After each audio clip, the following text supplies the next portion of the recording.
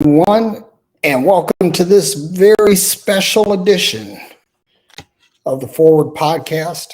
I'm Derek Day, and uh, you know, in this season of the Forward Podcast, I have deliberately tried to steer away from rants, deliberately steer away from things that were, they were challenging. I've done my best to I don't know, to stay positive or to stay in a zone where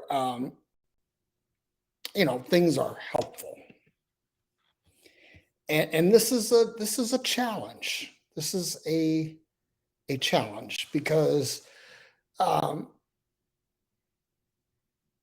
today is supposed to be American Independence Day, the day that the Declaration of Independence was given to Great Britain, and that this was the birth of the country as we know it.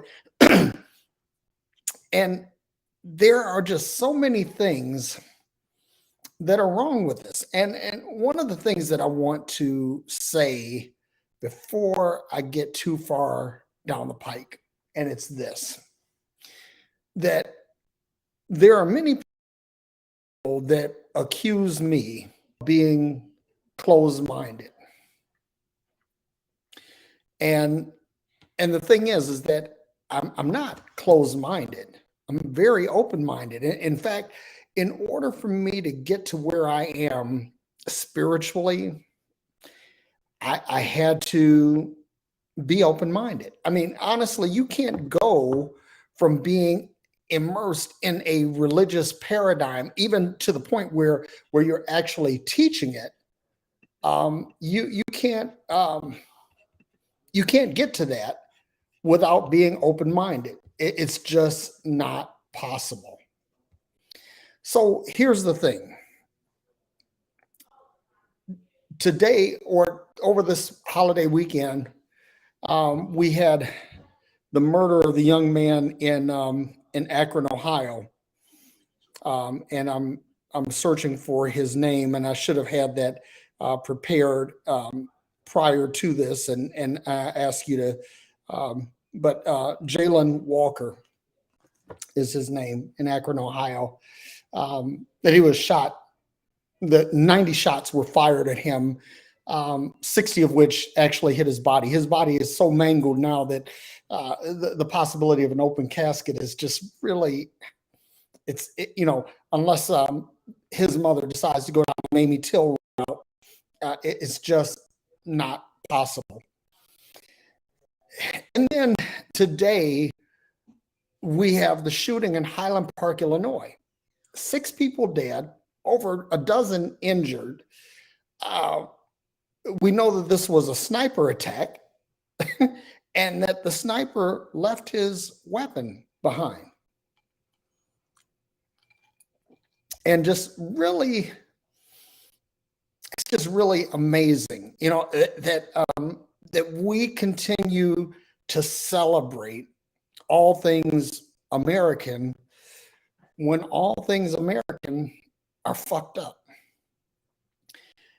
I want to make something really clear, that this country, we were taught in school that we were founded on the principles of liberty and that all men are created equal, and that's bullshit. We know that now. And that's the beauty of the information age. The information age is going to upset a whole bunch of apple carts. It's going to upset a whole bunch of ideological and spiritual paradigms because now information is available. You can't hide shit anymore. You can't. And this country was built on racism, slavery, genocide, and misogyny. This is what this country was built on, all ostensibly under the banner of capitalism. And even the founding fathers, air quotes, they understood that this whole life, liberty, and the pursuit of happiness thing, that in order for this to work, it had to be basically set aside for the few. This was not something that was available to everyone. This wasn't considered for everyone. And so now we have a country that is literally at odds with itself. And here's the funny thing is that people will say things, they say, well, the justice system is broken. And I hate to tell you this, if you don't already know, that the justice system is not broken at all. The justice system is functioning exactly as it's supposed to. It functions for white slave owning or land owning men.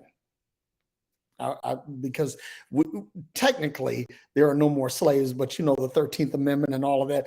But land owning white men. This is who the tables are tilted in favor of.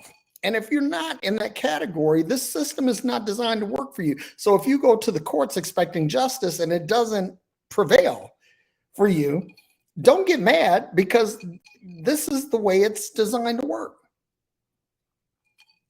Now, this is supposed to be the home of the brave. And let me say this, I serve my country. And this is my country because I was born here. Even though this country refuses to give me a seat at the table, I was born here, I was raised here, and I served in the United States Navy from 1980 to 1987. And because I served in uniform, I reserved the right not only to criticize or critique or to level a grievance at this country, but I also support the right of others to do the same. And this is the thing. So when people say, "Well, you know, you're always talking bad about the country," man, listen, I'm going to tell you something. I don't give a fuck about what you think when it comes to, honestly, you know, really, the only thing that I care about what you think is that you think. If you're a thinking human being and you come to some conclusions based on thinking and not by indoctrination, then I got mad respect for you, even if we disagree. But if you're a product of indoctrination, which if you are, you know, into this whole patriotic culture thing, that's indoctrination. And if you are into this whole Christian thing, that's indoctrination. You didn't think about this shit. You really didn't. You probably spent 0 brain cycles toward any of these things. So when I, you know, my country, 'tis of thee, and I remember that song, you know, my country, 'tis of thee, sweet land of liberty, of thee I sing. And now when I hear that, it absolutely grates at my spirit, because this is not set up for me. And here's the thing. I've said this before, and I'm going to say it again, that if you're a Republican, you might want to tune out at this point, even though you're the #1 person that ought to be listening to what I have to say, but you're going to tune up. So I'm going to give you a chance to go ahead and make your exit stage right. Okay. And that's this, that basically, if you're a Republican right now, that means that you're supporting things like the usurping of the liberty of women to the autonomy of their own bodies, that you are supporting the dismantlement of voting rights acts and all of that. That if you're still a Republican right now, and let me just say this, because I'm just going to say it the way I want to say it, and it's this: that if you're still a Republican right now, chances are, now this may not, I'm not saying that this is exhaustive, but chances are you're a shitty person, because even if you're not a shitty person yourself, you're supporting shitty people, and that's just kind of how the Tootsie rolls, guys. You know, you if you're supporting shitty people doing shitty things, and that's probably an indicator, a KPI, that you are a shitty person yourself. And here's the problem, is that because this false narrative has been given to people throughout the history of this country, that people think that anything that is outside of the false narrative, that somehow it's unpatriotic, or that it's not that it's not true. But listen, there is a lot of truth that happened in this country that is not chronicled. The story of the hunt will always be told from the perspective of the hunter and not the hunted, as long as the hunter has the linguistic ability, or or if they control the narrative. And that's the case. Basically, there in this country, there is predator and prey. There is the capitalist class and the working class. And listen, let me just say this. I'm part of the highly compensated group here, but I'm here to tell you that I'm still part of the working class. If I don't get up and go and get this bread every day, then guess what? I'm not going to get paid. And that's the way it works. But here's the thing, and that let me say this real quick, because people want to be down on socialism and everything and talk about how bad socialism is. But in reality, if you think about this, if you say, okay, what are basic human rights? What are basic human rights? And I think that if we're going to corporately agree on having a society, and that we're going to have some rules, that we're going to have some something some constructs of a society, then we should say that there are certain things that are rights. And I believe that you have the right to food, that you have the right to shelter, that you have the right to health care. I really believe these things. And if you say, well, that's socialist, Derek, I don't give a fuck, because honestly, at this point, calling me a socialist, is like calling Beyonce, a second-rate singer. You could say all you want about Beyonce, but you know what? Meanwhile, men are still lusting after her, and she's still counting them stacks, and they don't have anything to do with what you think. So that's where I'm getting at here. We have to get past the narratives, get past what we've been taught, get past all of these things, and actually let's talk about how can we create a society that really works for everyone. Because if we're not going to talk about this, then basically what we're saying is the American experiment as we understand it is dead. And I'm going to say this publicly, that I personally believe that it is dead. I don't think that there's any recovering what is left of what the American ideal is. The middle class is just about decimated. The ability to actually create something, or to be a genuine wealth creator, is very, very limited. That's a very elite club, and then just again, basic human rights. Right now we are living in an era where the average person can't afford to pay rent on a basic, on a single job. There are people out here working 2 or 3 jobs, and they listen, this country celebrates people getting on their grind. I get on my grind, I got my hustle on, I'm doing this and the other. Look here, in order for you to have basic necessities, food, water, shelter, healthcare, you shouldn't have to get on your grind for that kind of shit. That should be table stakes for the country. But instead, what we say is, everybody pull themselves up by their bootstraps. And I'm going to tell you something, that is the biggest fucking lie. And I'm here to tell you that is a lie. And let me tell you something. If you don't know my history, I was raised by a single mother in the hood in Detroit. Right. And all of my siblings are well-to-do. Right. They have, college degree professionals. They're doing their damn things, and that's awesome. But you know what, though? Every single one of us had somebody somewhere that took a shine to us, that gave us an opportunity, that gave us the tools, that gave us some inside information or some knowledge that helped us to persevere and get over the hump that some of the barriers to success that we have. Because honestly, statistically, myself, and I'm talking about my full siblings here because I've got half siblings, and even though they are successful too, but my brother and sister, my brother and sister and I, statistically, we're not supposed to succeed. We're supposed to fail. We're supposed to be on welfare or in the prison system or whatever. But yet here we are. Degreed professionals working in professional capacities and upper income earners. That's where we are. But to say that any of us are here just by our own moxie, that we pulled ourselves up by our bootstraps, let me tell you something. Black folks in America ain't got no boots. You can't pull yourself up by your bootstraps if you ain't got no fucking boots.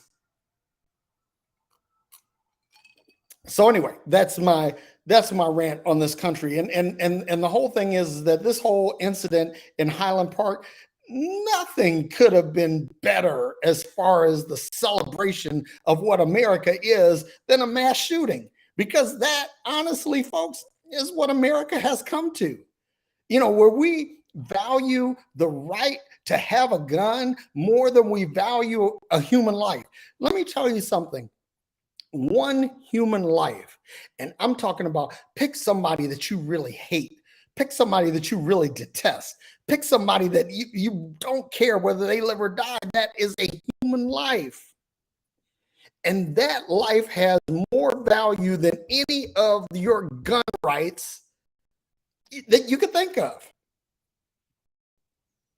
And so if it means that we're going to save one, and again, nobody's talking about taking away guns, but let's just say, listen, in order to have a car, you got to have you have to demonstrate the proficiency to drive it. You have to pay the taxes to license it. You have to pay for insurance to drive it, and you have to deal with market forces around the price of fuel and maintenance for this thing. And honestly, if basically, I think that we should have some common sense gun laws that says, number one, that there should be a background check. Let's make that table stakes. Everybody should have a background check in order to buy a fucking gun. If you say that there should be no background checks, you are fucking despicable. I'm just going to say that. The next thing is that guns should be there. You should have to demonstrate some proficiency around that gun. That whatever firearm that you have, you need to be qualified. And the military has a standard for that. So, and law enforcement has a standard for that. That there are certain weapons that you cannot use unless you are qualified to use them. So I'd say apply those same standards. Then next, insurance. That you should have at least a $1 million limited liability policy as a gun owner. That means that if something happens with your gun, that you have some fiscal responsibility that you can endure. Okay, so those are some of the other things, and then recurring costs like that basically that your weapon should be inspected. For safety, to make sure that you're not doing anything by like putting bump stocks. Don't ask me, look it up, on your gun or anything like that, or putting muzzle suppressors or whatever. Basically that you have a lawful firearm. And let's have some common sense gun laws, and then that way we can go about reducing the number of gun crimes. And let me say this too, because I for a long time I had kind of been giving Black folks in the hood a hall pass around inner city homicides, and because basically whenever we talk about police brutality, white folks come in and say, what about black on black crime? Listen, black on black crime happens at no greater frequency than white on white crime or Latinx on Latinx crime. People kill each other by ethnic strata. Okay, look it up. You look at the FBI uniform crime statistics, and you'll see all of that. But if we're going to talk about this, let's just say that, okay, I understand there is a pathology around the Black community, that jobs have been taken out of the community, that drugs have been introduced to the community, and so on and so on and so on. But at a certain point, you realize that when you pull the trigger and you see the bullet go through human flesh, and which is something that if you've ever seen it, you'll never forget it. You'll never unsee that. If you recognize the smell of a bullet tearing through human flesh, you will never forget that. Right? That's something that's going to be embedded in your memory forever, ingrained. So at a certain point, you understand that something's not right. That there's something that I've done that's not right. It's not good. So I'm not giving Black folks in the hood a hall pass. I'm not. Basically, there's something that has to be done to address the pathology, but there also has to be something to address right and wrong. So I just want to say that for all of you racists out there, that you say, well, Derek, all you talk about is police brutality and anti-police talk. Well, no, I'm not giving anybody a hall pass here. But I'm going to tell you something, that this country has completely and utterly failed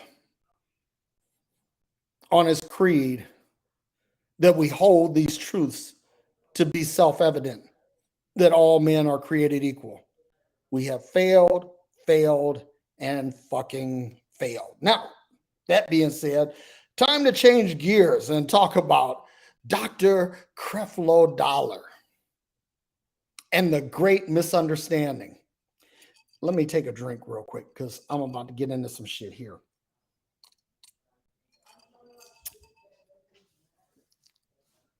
Dr. Dollar has walked back his many years of teaching the benefits of tithing. And I have to tell y'all this, that my path of deconstruction began with tithing, and why tithing is not commanded for quote unquote new covenant believers. Now, here's the thing, right? What a lot of preachers, pastors, leaders will do is they will do a lot of selective parsing of scripture and a lot of confirmation bias, and they will say, well, you know, that we're only under the new covenant, we're under the covenant of grace and not the covenant of law, except for these particular things, and tithing is one of them. And so they have held on to this this one construct for you know, as long as anybody can remember, because this is the engine, it's the economic engine of the church. But here's the interesting thing, is that, you know, whatever your starting point on deconstruction is, you're going to go down a number of different rabbit holes, and you're going to be faced with a number of things that you have to consider. And I've said this, and with my whole heart, I believe this, that if you claim to be in the mode of deconstruction and you have not at least flirted with, considered, or brought into juxtapose this with your belief system, atheism. In other words, the belief that there is no God, that there is no supreme being or deity. And if you've reached that point, if you have, or let me put it this way, if you haven't reached that point, you really haven't deconstructed. If you're basically, if you deconstruct and say, well, yeah, I think that women ought to be able to preach, right? Or that I don't think that tithing is pertinent to new covenant believers, or that that the separation of believers by race should be a thing. And if you deconstruct it to those points, but you haven't actually considered whether or not there may not be a God, if you haven't reached that point, then basically what you've engaged in is an exercise in turd polishing. That's right. All you've done is you've taken the shit of religion and put a spit shine on it. You put a candy coated shell on it. But let me tell you something, that even if you put a candy coated shell on a turd, bite into it, and you're going to find out that's a nasty motherfucker underneath. And that's what religion is. That's what Christianity is. And here's the thing, that as Creflo comes out and says this about tithing, you can expect that he's going to be attacked in the mode of Dr. Carlton Pearson was. And he's going to be attacked. He's going to be called a heretic or an apostate, and people are going to go after him. And then there are going to be people that have said, well, see, I told you so. You know, basically some of the atheist community and some of the non-Christian community, they're going to say, yeah, well, see, told you that all this tithing stuff, this was bullshit. And there's going to be a lot of I told you so's around, right? But hear me. This is the key point, that this is only the beginning of the deconstruction rabbit hole. And hear me out, folks. This is not a destination.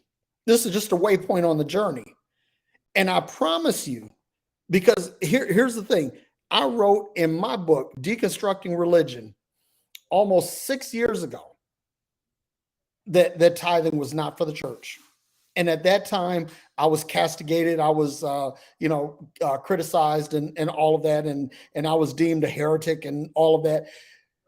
But that was just the beginning for me. It was like, then I began to look at, complementarianism versus egalitarianism. And I began to look at how religion had been abused to foster racism, and how religion had been used to control the populace in the West, and then going back to the history of the canon of Scripture and looking at how that was based on lies, that was based on coercion and all of that, and then going back to the Scriptures themselves, that when you look at it, that the quote unquote Gospels, Matthew, Mark, Luke, and John, that none of them were written earlier than 100 years after Jesus died. So basically, you don't have an eyewitness account for any of the Gospels. Basically, what you have is the most elaborate game of telephone ever played. And this game of telephone has been used to build an apparatus that has been deployed to control and manipulate society. And that, my friends, is the deal. Basically, this country, and granted, let me say this, many of the founding fathers were not Christians. They were deists. Some were atheists. But what happened is that Christianity got a foothold in this country, and this is what Thomas Jefferson was writing about in his letter concerning the separation of church and state, because this is not in the Constitution. There is no codification of separation of church and state. You could use possibly the establishmentarian clause of the First Amendment, but that's not there. Okay, so basically, this whole thing about the separation of church and state is that Jefferson saw a group of people who were immigrating to the United States that they did not share the same viewpoint on how religion should be dovetailed with government as the founding fathers did. The founding fathers wanted to keep them separate, but there was a group of people, Baptists, yes, Baptists, that wanted to see a theocracy being formed. And this is what Jefferson was warning against. And Jefferson, being the sage, albeit slave-owning mind that he was right. So with that being said, I'm going to add the link to the I don't know how we do this. I'm going to add this to the chat so that if you want to join in, that you can, because I want to hear from you. And if you're bold enough to join in, hey, have at it. That you're more than welcome. But first of all, let me find the actual broadcast, and then here I will insert the link. And I'll say join in, and boom. So now, if you want to join in the conversation, you will click that link and you'll be inserted into the green room, and at which time I'll bring you on and you can have your 2 cents to say, you know.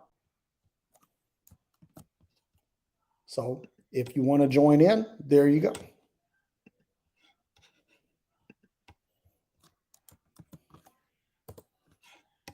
So there we go.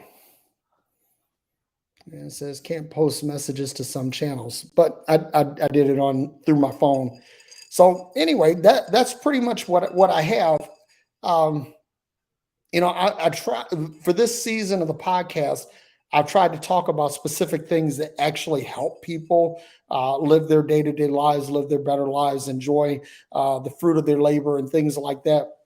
I've specifically and deliberately steered away from political and religious topics because honestly, when I get into the zone, I rant. And so that's what this is. This is a rant, but it's not just my rant. And what for all of you who have consumed my content and this has caused you to open your minds and to think about these things, I want to tip my hat to you. I'm grateful for you because that means that somewhere along the line, this has resonated with you to the point where you are listening. And at the end of the day, folks, that's all that anyone asks. I tell people all the time, my goal is not to tell you to think a certain way or to be a thinking clone of me. Honestly, I couldn't care less how you think, but I do care that you think. Because honestly, and I see this played out all the time. Some people mistake being awake, alert, conscious, ambulatory. They think that they're thinking, but in reality, they're not. Basically, all they're doing is just taking something and processing it, and not really devoting any brain cycles to it. And that is the thing, because I'm going to say this too, excuse me, that if you are not, if you're not, if you're not thinking, you're not living. And if all you're doing is parroting what you've heard, regurgitating what you've been taught, what you've been indoctrinated into, you're not a thinker. As a matter of fact, you're not even a sheep, because sheep are alive. If all you're doing is regurgitating what you've been indoctrinated into, you know what you are? You're a piece in someone's collection. You're not even, mentally, you're not even alive. You're dead. So anyway, once again, the link is out there and you can join in. I'm going to put the link out here one more time. If anybody's interested, if anybody is so inclined, please feel free to join in, because honestly, I would love to hear your thoughts in the comments or live, however you want to do it. So I'm going to give some shout outs to some folks that are listening, because hey, I just want to say hey.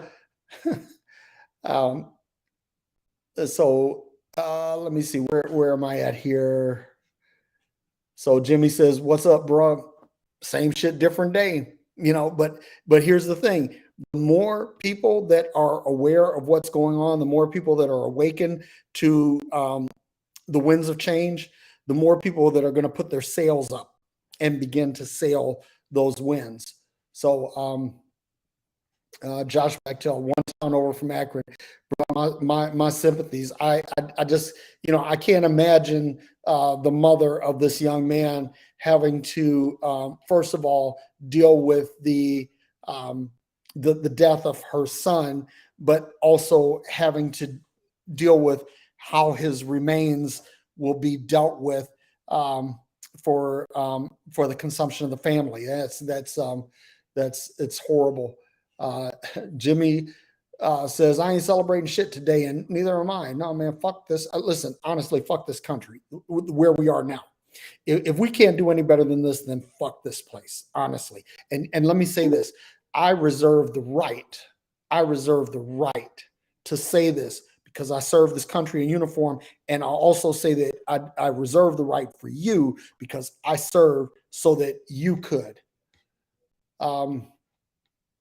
So Roger Hayward says, dig the hat. Let this day be your independence from your freedom from that which opposes you. Okay. I don't really get that, Roger, but if you want to clarify that, that's cool. Vincent, I'm watching you, man. I'm about to bring you in, but I'm going to go through these comments real quick. My man, Daniel Bynes, Daniel, me and you, I got to get you on on a live stream, maybe even have you on as a guest on Freology Friday with me and Aaron Tomlinson, because dude, you are one of the thinkers, man. And I see you and I appreciate you. He says, you're talking like Baldwin now, sir, man. If I could have it going on like James Baldwin, man, there would be some shit to change. Erica Nielsen says, taking a knee this July 4th. Fuck, taking a knee every July 4th until this thing changes. Janie Stewart says, facts. Archie Reese, my man in Vegas, says, think, and think again. I grok that, brother. I grok that. Carol Roberts says, the American experiment is dead. William Albert says, I needed to hear this today, Derek. Carol Roberts says, again, no fucking boots. Tender in a Heart says, can you believe this shit? No, can't. I don't believe it. The only freedom, and she says, the only freedom you have in the USA is the freedom to buy a gun. And that is conditional, because, that part of the reason, like, there was almost widespread gun control legislation that came about because the Black Panthers started arming themselves in the late 60s and early 70s, right? Marianne Jenkins says, after what I experienced in church, I think about atheism. Listen, I'm gonna tell you something. If it hasn't crossed your mind, you really haven't deconstructed yet. You just haven't. Vincent Allen says, man, this is a setup. He's already got something in the works. I'm going to ask you who you're talking about when I bring you on. Prince Dunamis says hi. Annette Carson says, valid food for thought. And let me see, my man Jermaine Thomas. Jermaine, if you ain't doing nothing, you can join in here too, because listen, I'm always and here's the thing, I gotta say this about my man Jermaine Thomas, is that Jermaine and I were Facebook friends for a long time, and then we kind of had a rift where we deleted and blocked one another, but now we've reconciled and we realize we're on the same page. So man, I'm grateful for you too. Let's see who else is. William Albert says, your content has resonated with me and has caused me to think for myself and has helped me to realize how indoctrinated I was. Thank you, Derek. And so thank you, everyone. And with that being said, I'm about to bring in a fellow here, Vincent Allen. Vincent is a friend of mine. We've known each other a couple of years now, and he's a theologian of note, but he's also a high-tech guru. So Vincent, welcome to Freology. Or actually, this is not Freology. This is Forward. I got to get mine. You got your Freology logo up, but that notwithstanding, Derek, thank you for having me. Thanks for letting me on the show. Can you hear me okay before we get going? I can hear you great, man. So I wanted to, I posted the comment, but then when you posted the link, I wanted to come on and I wanted to circle back to the Creflo thing for a minute. Yep. Right. Yep. So you know this about me, but your audience probably doesn't. I went to his church when I live in New York City, for those of you who don't know me. And in his church, when they started here in New York at Madison Square Garden and then the Manhattan Center, and then they bought or long-term leased one of the old historic movie theaters up in the Bronx from back, one of the old cinemas, classic piece of architecture. And I've experienced firsthand what you're talking about as it relates to the tithing thing. Like, I could tell you, they have these blue envelopes that they wave around, and maybe not now, but when I knew their ministry, that when it was time for the tithe and offering, they didn't call it tithe and offering. They wove those envelopes around in the air and called it opportunity for prosperity time. And people would go screaming, people would cry, people would come running down the front of the church to the, quote unquote altar, and they would put their, first fruits on the altar. And there were some weeks, man, let me tell you, where you would have, because he's a celebrity in the Christian world, right? So you'd have. Benson, let me interrupt for just a second. I'm going to bring Jimmy on so he's not in the green room.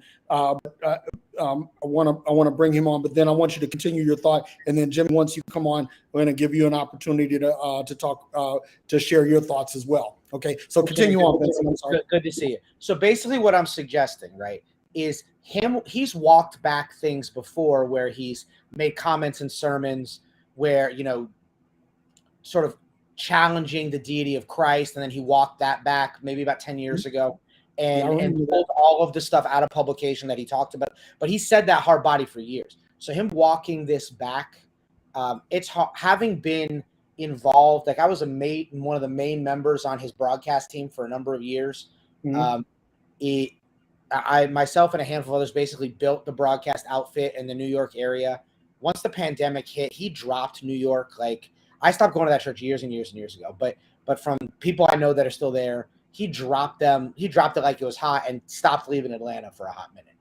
That notwithstanding, what I'm suggesting is, having seen him do it before and see him get up on a pulpit and brag about how you can't sue me because the Holy Ghost protects me and I don't sue well, y'all. And then you get a big cheer and, from the crowd and like what have you. And the way he's got things set up there is that people, tithe or not, believe very strongly that, because he's taught it for years, that I can't outgive God, that God is going to bless me if I just put this money in this offering and I do my corresponding faith actions, et cetera, as it relates to, I'm going to write out these scriptures on these note cards and I'm going to touch and agree, yes and amen, all of that stuff that that these word of faith places, they preach. So I personally, as someone, Derek, as you know, who has deconstructed and continues to, and was there for years, it's where I met my she's my ex-wife now, but she's the mother of my daughter, and I have a lot of friends that still go there and whatever. I find it really hard to believe that this isn't a setup for something. My 2 cents on it is this: whether it's a month from now or a year from now, he's going to come out with some teaching talking about, oh, well, that's just the law and we're not under the law, y'all. And if you just continue to give and you know what it's going to be, Derek, because you're a good Bible scholar like the rest of us, Ananias and Sapphira. He's going to use that as a proof text and as a pretext to be able to say, well, in the Bible, when you didn't give everything that you had, like you really, really meant it from your heart, then the Holy Spirit then dropped that guy dead. I would be shocked to the highest level if something very similar to manipulating and using Ananias and Sapphira as a proof text isn't. I agree with you, because he kind of did the same thing with the grace thing, right? Yep, absolutely did. Yeah.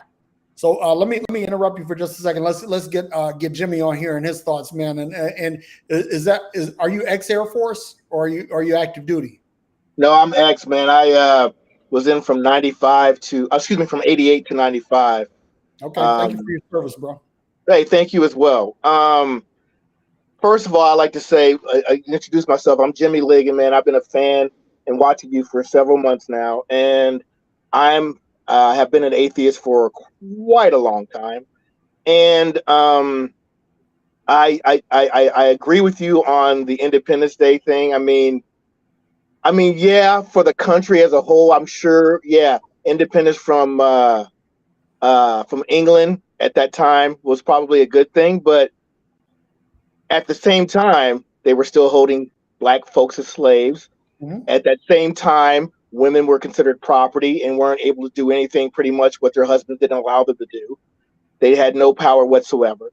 So, in one hand, as a country, sure, but as an individual, I don't, especially in light of today's climate, as far as what they're trying to do with women's rights now, it's just totally ridiculous why anybody would give a shit.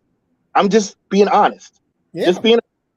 I've served my country because, like you said earlier, I was born here. My mom and dad both served. I don't have a problem with doing that, but it's kind of hard, especially for brown skin folks, to actively be engaged when we don't consistently have a seat at the table. And that's just a fact. Yep. And people can say whatever they want to try to detract from that, but it's a fact. So there's certain things that I celebrate. Like I celebrate secular Christmas, even though I don't necessarily believe that Christ was a real person, but that doesn't matter. If people believe that, that's fine. And I don't have a problem with people believing that. I have a problem with people telling me, you have to abide by this law because that's what it says in my Bible. Well, just to be frank, why do I need to give a fuck about what's in your religious scripture when I'm not practicing that religion? It doesn't apply to me. It can apply to you all day long. Worship to your heart's content. I mean, believe it or not, my girlfriend's Catholic and she goes to mass every Sunday. But guess what? She doesn't bother me about my atheism, and I don't bother her about her Catholicism because we have mutual respect for each other. And just because she's religious, she's a wonderful person. She's a nice person. She's sweet. I have tons of friends and family that are religious who are just good people, because I think people are good regardless. Now, they can be led astray, but we won't get all into that. But what I'm saying is I like good people. And if you happen to be religious, that's fine. Just do you. Just don't infringe on my rights to not be religious. And I won't infringe on your rights to be religious, because I truly believe everyone has the right to believe in whatever they want to believe in, as long as they're not infringing on other people's rights. That's why I like following you.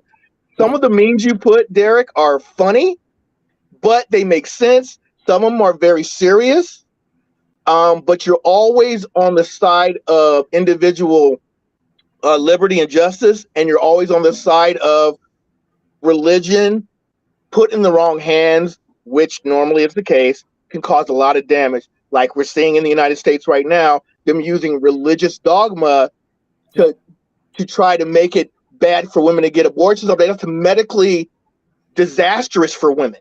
Women are going to kill themselves. Women are going to try to get abortions illegally and unprofessionally and kill themselves or possibly hurt themselves beyond repair. And it's just a sad state of events when grown folks, because I'm 54 years old, when grown folks that are in their 40s and 50s think that it's okay to tell women what to do with their bodies. It's not okay. And as far as I'm concerned, as far as abortion is concerned, number one, I'm a man, so I don't have opinion. Number two, the only reason a woman needs to get an abortion is because it's Thursday or it's Monday. As far as I'm concerned, they don't need a legitimate reason. I want to kick it back to Vincent because I know that he has some strong positions on right to life or pro-choice. But I want to, go ahead, Vincent. Yeah, so I'll dive right in. As it relates to right to life and pro-choice, like as Derek, indicated at the top, like I have 2 degrees in theology. I've been on many programs over the course of time talking about this kind of stuff, and it's so myopic and it's so disingenuous. The commentaries that get made by the Christian ultra right, I like to refer to them as the ultra white wing, because let's just be honest about who's doing this. But it sort of orbits around real, proof texting, like Derek indicated, cherry picking texts from divergent places in the Bible that are not even written in the same original language. The Old Testament is Middle Hebrew. It's not even the Hebrew that's spoken today. New Testament Koine Greek, also not spoken in Greece now. And you're taking these texts in English or Spanish or whatever your language of choice is, and you're running them together with an ellipsis like it's a political advertisement and acting like that's the word of God. And so that being said, the Bible is clear about the subject. As we're talking about abortion, it flat does not mention abortion the way that the right suggests. Well, I'm glad you brought that up, because the Bible actually endorses abortion. I was just about to say that. Well, here's my thing with it. She endorsed or demanded abortion. Because that's a rabbit hole, right? And and in Numbers, it talks about if you think your wife's been unfaithful, take her to the priest. Create this concoction called bitter water, and if she miscarries, she was adulterous, and put her to death essentially. And if she doesn't, then she was true, and welcome her home. Never mind the fact that we live in the 21st century, and this should not be a thing we're doing. But that aside, right? We want to have these conversations about how abortion is a sin and it's murder, and you're murdering babies and etc. Presuppose that that's all true for a minute. Like use their own logic. Presuppose that that's true for a minute. Every human life is sacred, right? Then what are we doing with death row?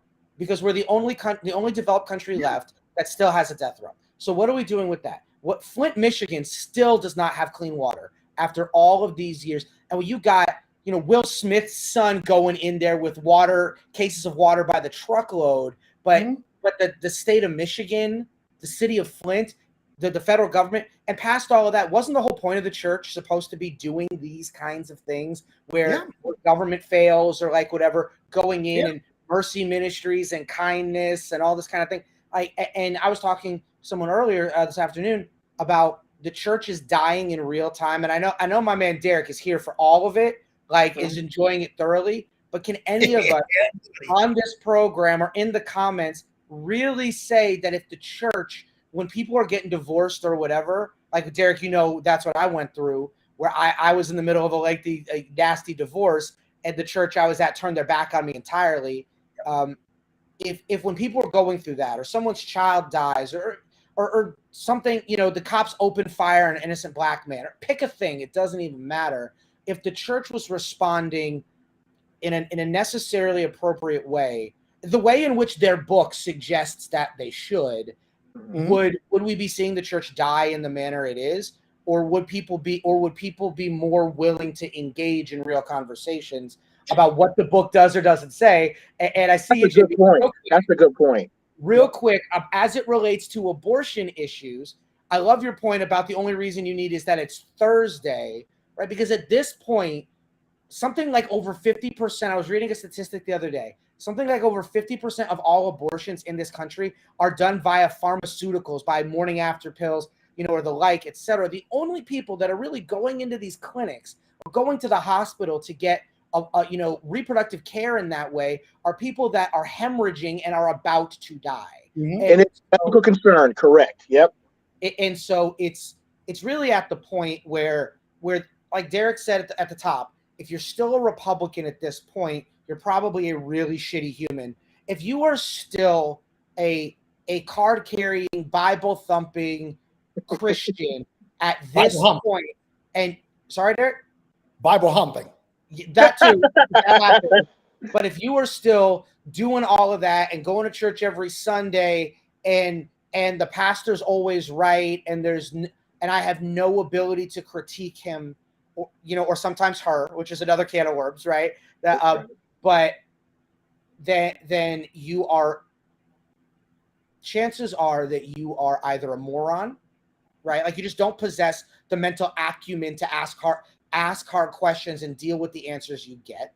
Right. You are intelligent enough, but you don't want to have to deal with what the answer means, because anyone who's deconstructed, I mean, Derek could tell you, I could tell you, it's a fitful and hard journey of having to confront all of the people you loved and cared about, your parents, your grandparents, the preacher who married you, whatever, who flat lied to you. Because I can tell you, I went to Bible college. They knew and they lied to you, right? And the third piece is that you're really not there for the religion or the spirituality. You're there for the power and the sense of importance that it gives. Like I can tell you, I'm a broadcast and audiovisual engineer for a living, and I can tell you the number of times I've walked into a place like the Apollo or Madison Square Garden, or pick a place, and you're doing a concert on a Friday or Saturday night, and the talent is almost there before the engineers are, right? You walk into church Sunday morning, and you got the song leader walking in with Starbucks, doing their little mini celebrity thing,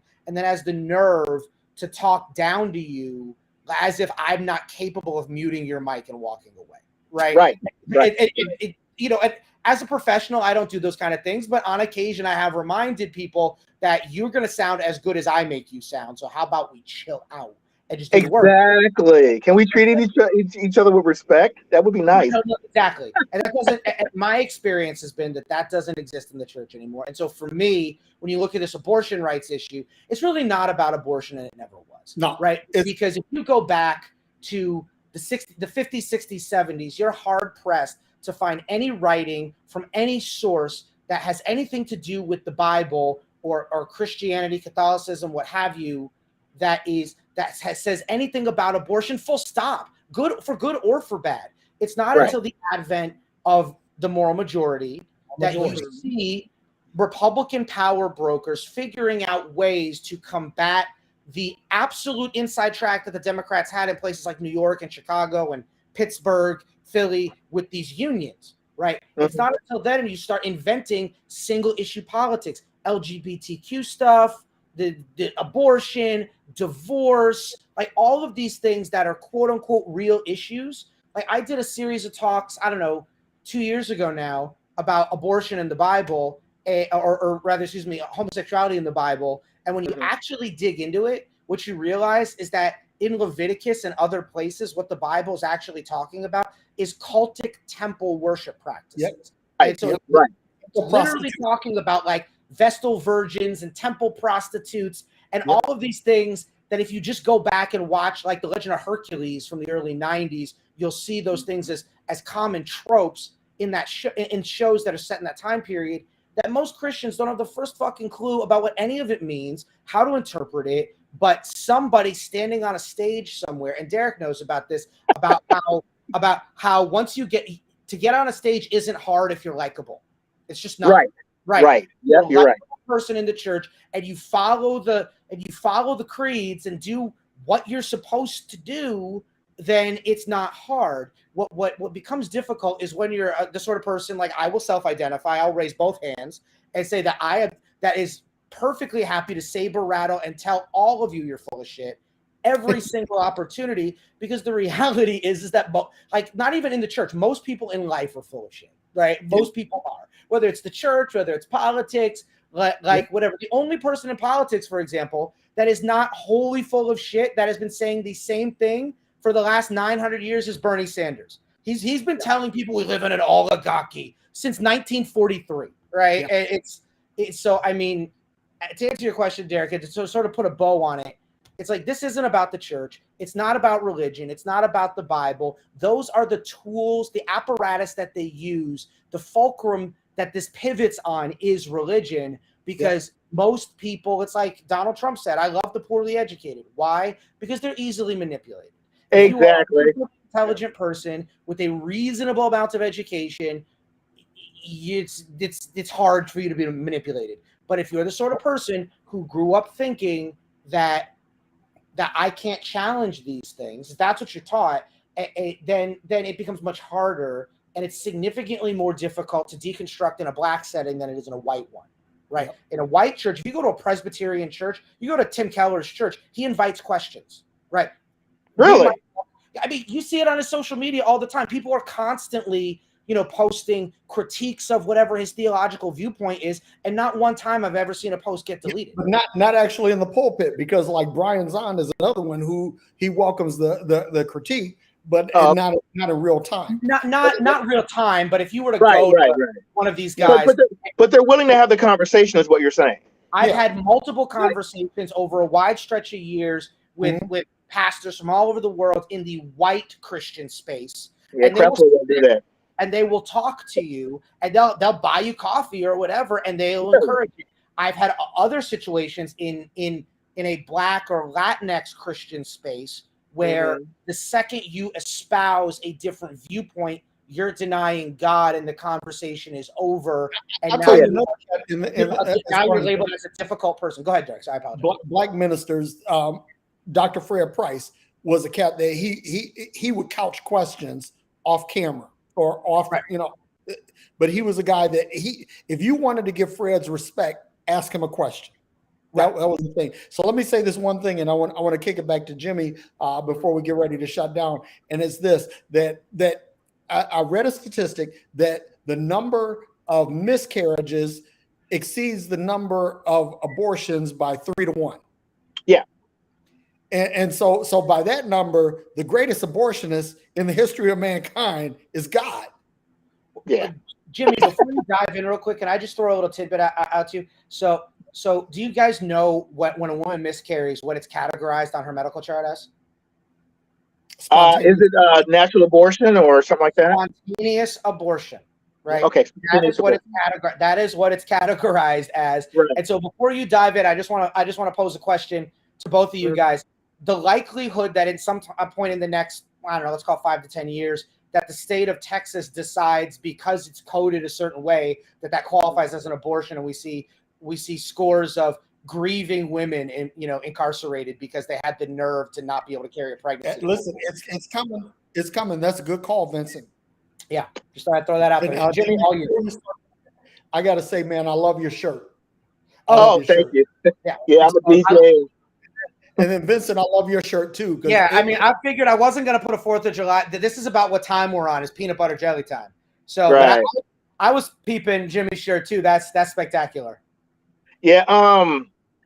Texas is in a real precarious position right now because they're facing lawsuits, as far as I'm aware, from actual doctors. Right. Actually, they're also facing lawsuits from the Jewish community in Texas as well. So I'm anxious to see how that's going to play itself out.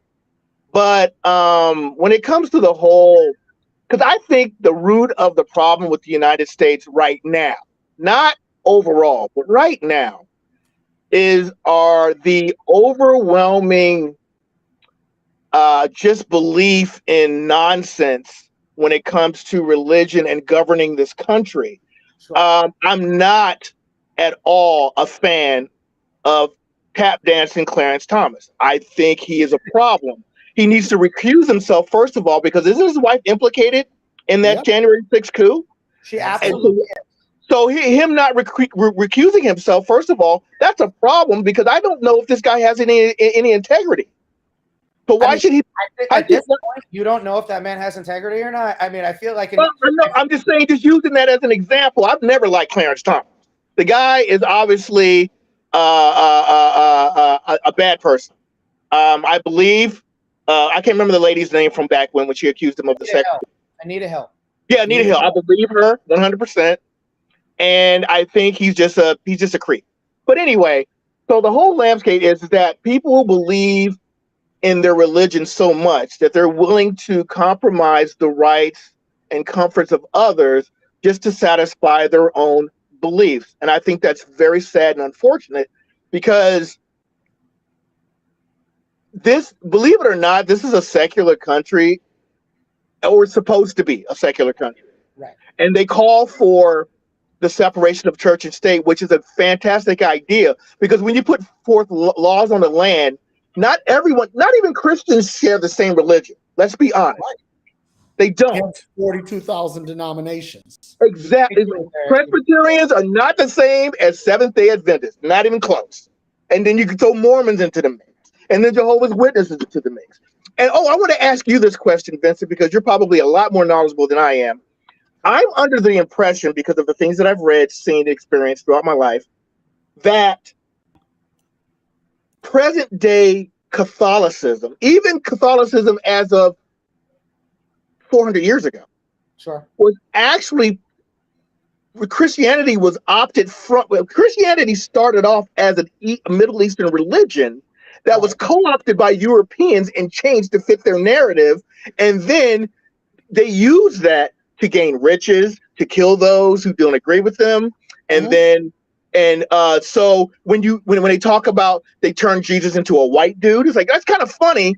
First of all, this guy's name is Jesus, but it's pronounced Jesus, and he's the only blue-eyed guy who looks like Kenny Loggins that's from the Middle East.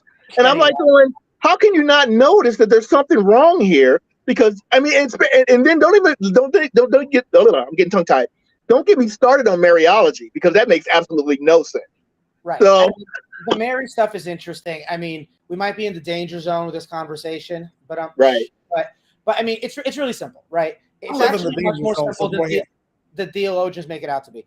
You have the personage of Jesus, which most scholars believe he existed as a person in one way or another, right?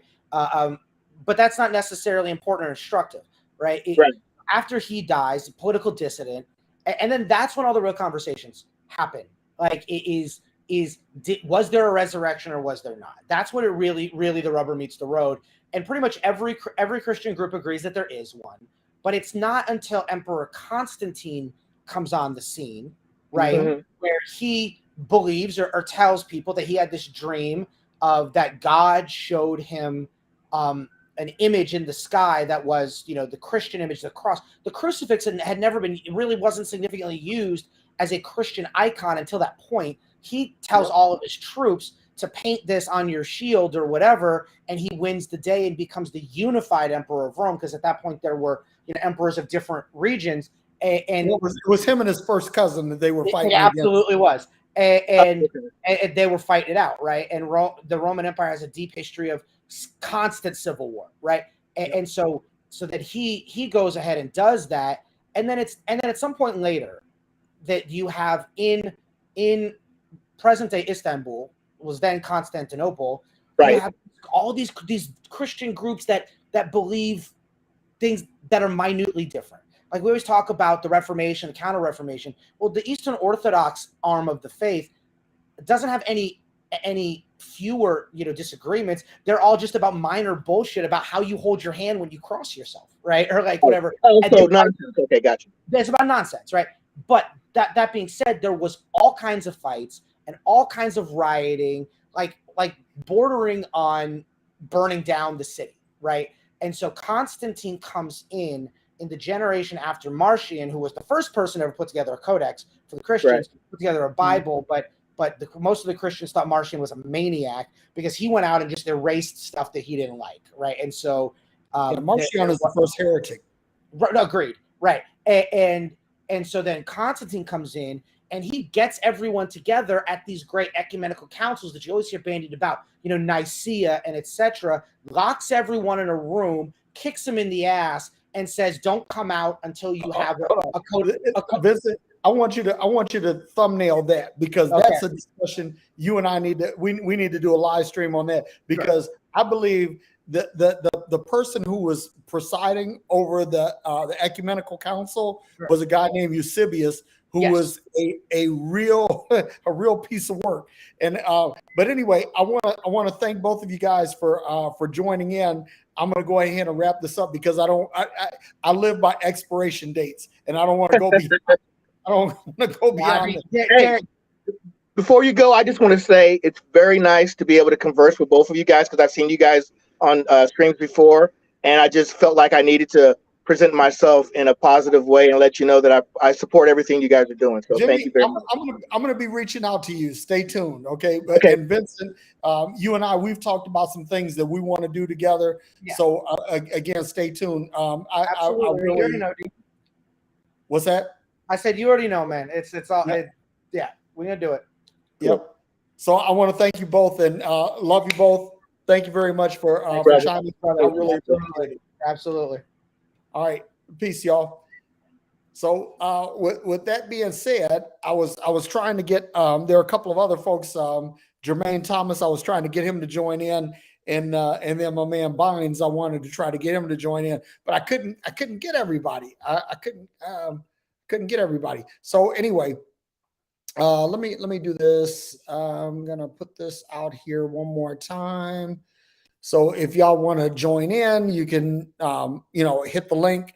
If you have something that you want to share, feel free to join in. But other than that, if there's no one else that has any more comments, I'm going to go ahead and close it down. I really appreciate everybody joining in. I really appreciate Vincent and Jimmy for joining in. And listen. If anything that cannot withstand a critique, because again, there's a difference between a critique and a criticism. A critique is something that is designed to be edifying, right? A criticism is designed to tear down, right? But anything that cannot withstand a critique does not deserve to survive. And y'all, that's kind of like where we are. You know, people say you can't criticize this country. You absolutely can. You absolutely can, and you absolutely should. Okay. So that being said, Ben, I see you out there, man. If you want to join in real quick, I'll give you a minute. Hit the link, and you can join in. If not, I'm going to go ahead and shut this down. But this was fun. This was fun. I really appreciate, man. Jimmy is a guy that's been following me recently on my public page, and man, I had no idea how, you know, this guy is a very brilliant communicator, and you guys will be hearing from him more in the future because of what he said. And then Vincent, of course, Vincent's one of my best friends, and you will be hearing more from him on this channel. So stay tuned. With that being said, nobody else is joining in. I'm going to go on ahead and say, listen, may you be happy, may you be well, may you be filled with peace. And listen, until America gets this shit together, man, fuck America, right? And as far as the church, I'm like, fuck the church and fuck Christianity and all of that. And that's where I am. You know, your mileage may vary. So if you don't dig it, you know what I'm saying. So anyway, peace and hair grease, as my man Aaron would say, and I will talk with y'all